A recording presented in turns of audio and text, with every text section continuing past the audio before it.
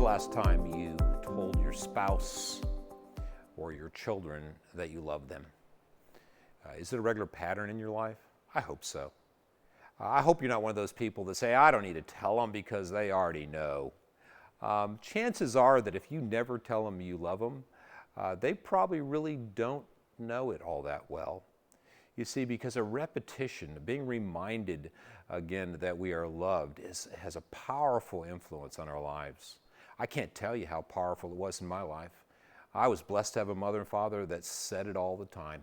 And what a reassuring fact that was, that regardless of what I faced, even when I got in trouble, even when I deserved punishment, and I got punishment, it was always done through the reminder that they really loved me and that they would always love me.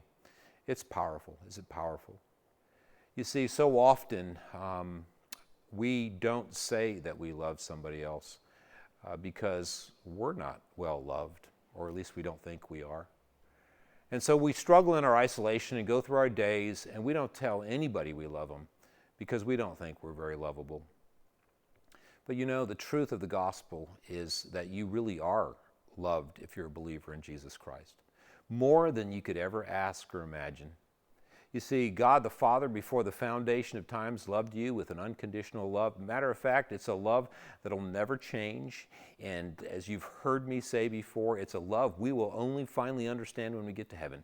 He's not going to love us more when we're in heaven than we are now. We just don't experience it now.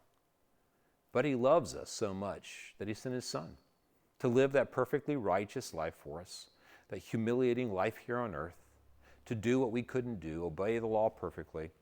Then His Son also died, bore hell for us, so that through faith in Him we can have life.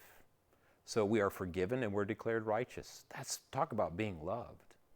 But you see, that love even goes deeper. That love even goes deeper because He promised He's given us His Spirit to be with us as a comfort and a guide and an encouragement, to grant wisdom, to help us in our time of need, to give us spiritual strength, to help us fight against sin and temptation and discouragement. We have the Spirit of the triune God living in us. Talk about love. Now here's my question for you. When is the last time that you told God you love Him? Yeah. You know, so often we go to God and we may in our prayers say things about Him, tell Him, give Him His attributes, tell Him what He's like. But most of all, we come to God and just ask Him for stuff. We may thank Him for things too, but we ask Him for stuff.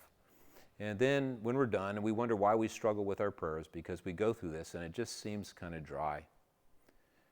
But when is the last time you started your prayer, or early in your prayer, you simply said, I love you, O Lord, my strength? Why would we do that? Well, you know, here's a good example. David prayed that. In Psalm 18, verse 1, that's how the psalm opens. David prays, I love you, O Lord, my strength. And you can sense the emotion there because he moves on in that psalm and speaks of God's power and His strength. He recognizes all that God has done for him.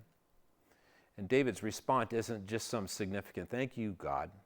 It's that, I love you, O Lord, my strength. Have you ever done that in your prayer? Do you do it regularly in your prayer? If not, I encourage you to do so.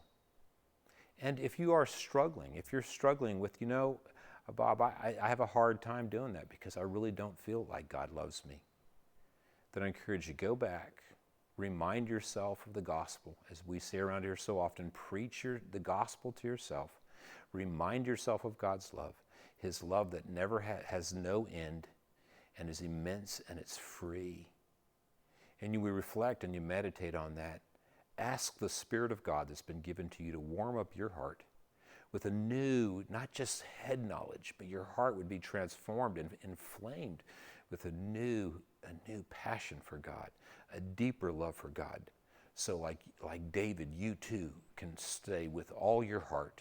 Say, I love you, O Lord, my strength. I'm Bob Warner, and I'd like you to think about that.